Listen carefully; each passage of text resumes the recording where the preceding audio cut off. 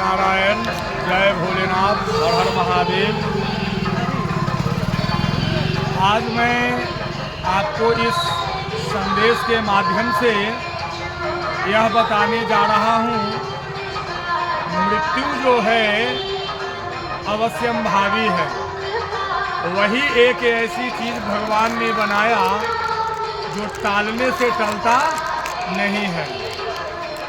अतः हमें अपने मृत्यु को सुधारना कैसे है, इसी पर आज हम आपको कुछ बताएंगे। भक्तजन,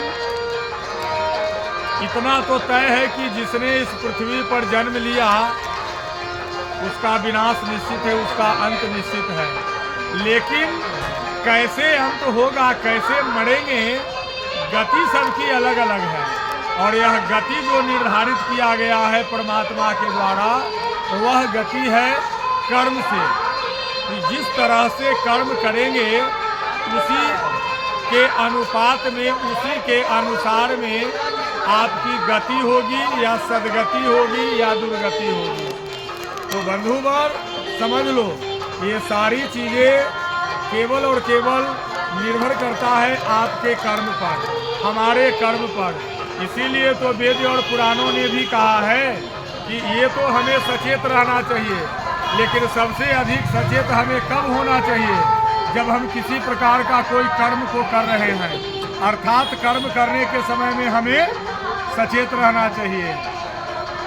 तो कर्म में सबसे पहला बताया गया है, मानव के जीवन में 4 पुरुषार्थ बताए गए हैं। उन 4 पुरुषार्थों में सबसे प्रथम है धर्म, दूसरा है अर्थ, तीसरा है काम, और तब चौथा है मोक्ष। अर्थात धर्म, अर्थ, काम और मोक्ष। बंधुवर, मैंने पिछली कई वीडियो में अपने कथा के माध्यम से, चर्चा के माध्यम से मैंने आप सबों को बताया है कि धर्म का मुख्य उद्देश्य है ध्यान।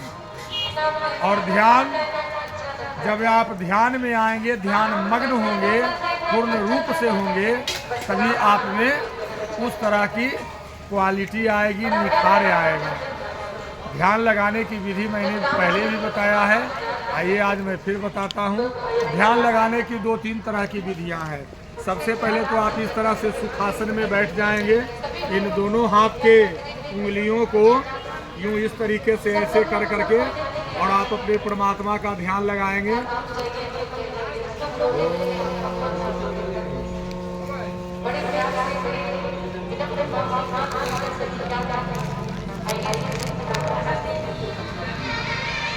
ये पहली विधि बताई गई। फिर दूसरी विधि है, आप ये इन तीनों उंगलियों को एक साथ लंबा, और इन दोनों को यूँ इस तरीके से, इसको इस तरीके से कर करके भी आप कर सकते हैं।